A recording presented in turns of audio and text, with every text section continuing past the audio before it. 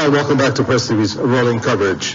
We are looking at major developments. In case you're not aware, at this point, the whole world is pretty much aware of the aggression and the attack by the U.S.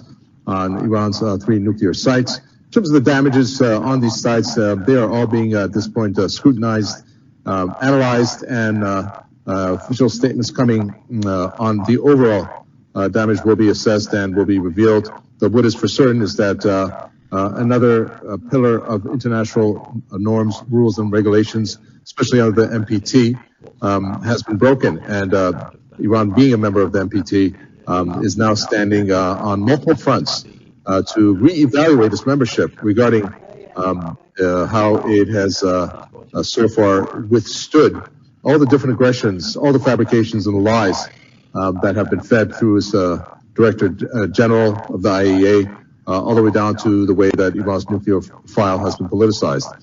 Of course, that's just one of the many things that we'll be discussing in this segment with our guest, Tony Gosling, who's a historian and investigative journalist who joins us from Bristol. Tony Gosling, welcome.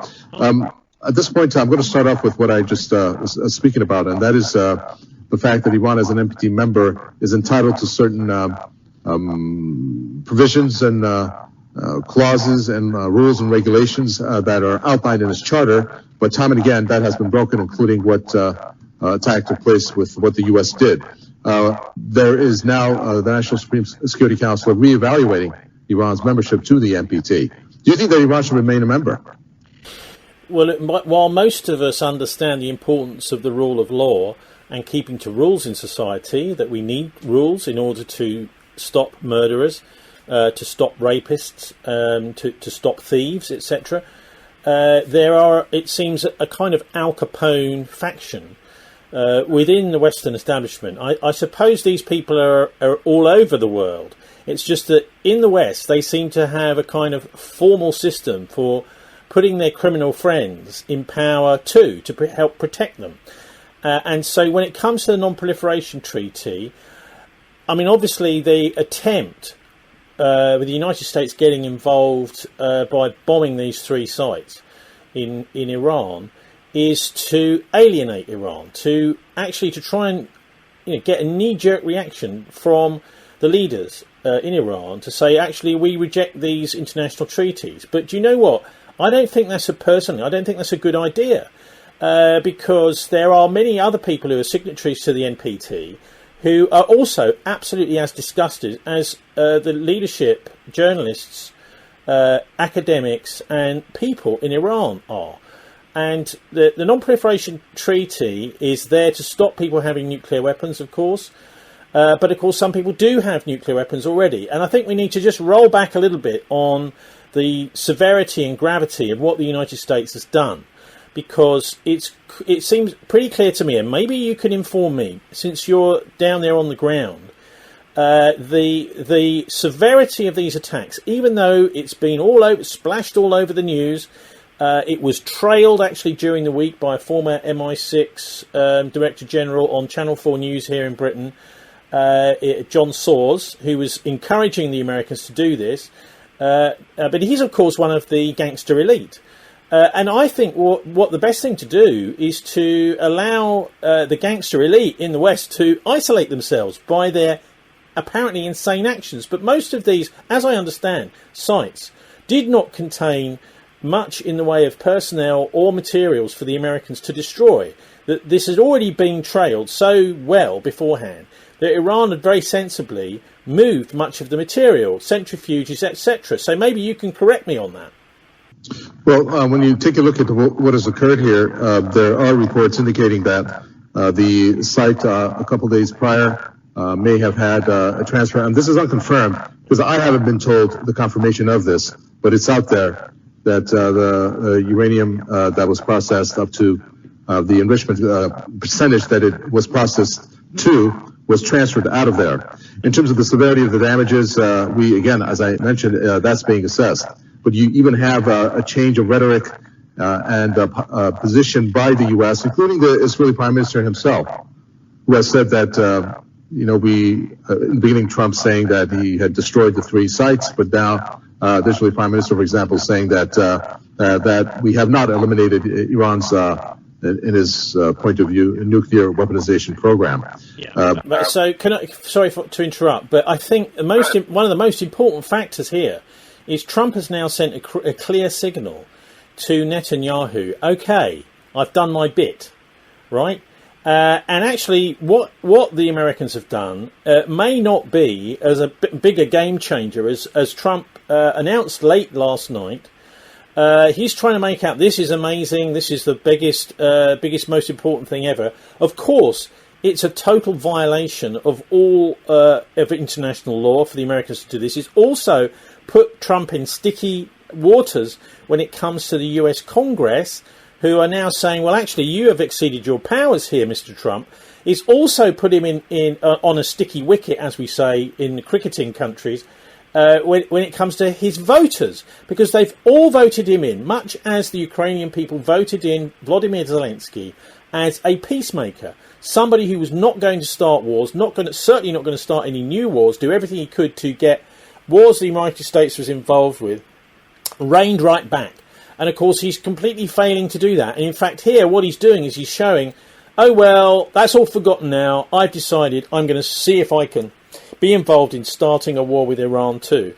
So, he is really, really burning his bridges at a rate of knots, Trump. I'm not saying that's surprising. I think many of us in the West predicted that Trump was going to do this sort of thing and not keep to his promises. But on the campaign trail, and immediately after the US presidential election, he was absolutely adamant that this was his mission, was to be a peacemaker, to be seen by history as a peacemaker. And so what he's doing is he's tearing up all of these promises. So this is actually not doing him any favours either. And also it's making it very clear for those in the United States media, in academia, and of course in the political system in America, who is still supporting Trump after all this. And there is a sizable number of elected representatives in the United States who are going to be really holding his feet to the fire now, it seems, over whether what he's done is legal or not. And this could cause him all sorts of trouble politically within the United States, not just with the electorate, but with the lawmakers in Washington. What do you think is the worst outcome that is going to come out of what the U.S. President Donald Trump has done? At this point, there are different, obviously, actions, plan of actions that the Islamic Republic can take. The Strait of Hormuz, U.S. assets, continuing with the counter reaction and retaliation on the occupied lands, hitting Israel as Iran has been doing, of which I believe that's one of the things that Iran has said will continue at an even more rapid pace, perhaps. But when you put that all down on paper in terms of all the different consequences that has come out of this, given the fact that the Iran's civilian nuclear program, which they don't see as such, is not going to be eliminated, but rather delayed, was it worth the effort that the U.S. put itself in, and also what this regime has done in that regard also? Well, look, the Russians, Dmitry Peskov, one of the chief advisors or spokespeople for Putin, has made it clear, absolutely clear, this could lead to a nuclear confrontation if the United States gets involved. Because, of course, as I'm sure you know, and many Iranians know, very few people in this part of the world know, that there is a military agreement was signed recently between the Russians and Iran. So the Russians are saying, look, don't mess around, stop messing around. And they're warning of a potential nuclear confrontation. And I don't think anyone can imagine anything worse than that. The Russians are really ringing an alarm bell here as one of the most sensible peoples on the planet, nations on the planet, that has a seat certainly at the Security Council and has the weapons to make itself to take its words into action if necessary. They certainly do have the weaponry to do that. And so I think we need to be listening to what they have to say. In a way, I see the Russians right now as almost like the warning signs that Britain was giving with people like Winston Churchill in the 1930s about the expansionist attitude of Nazi Germany. The Germans were doing things like occupying Czechoslovakia, threatening Poland before they occupied Poland. the Sudetenland, in the late 1930s, and this is exactly what the Israelis are doing now. They've torn up the international rule book. They're moving into Syria. They're moving into Lebanon. They're attacking their neighbours, and actually what they're doing is attacking their political opponents in the region, to which they are newcomers. These people have been shipped into the region partly by the British, but also, by the way, by the Russians after the Second World War and round about the time of the Second World War. So they're Johnny-come-latelys to the area. It's a settler colonialist project. And these people, somebody has to stop them. Now, by whatever means, someone is going to have to stop the Israelis doing this, because it's leading to a extremely dangerous precedents being set. And also, what's happening within Israel itself is a fueling of paranoia. I think that the threat, it's obvious to most of the world. There is no nuclear threat from Iran. And it's very much like the excuses used to attack Saddam Hussein in 2003, as our politicians here have been pointing out.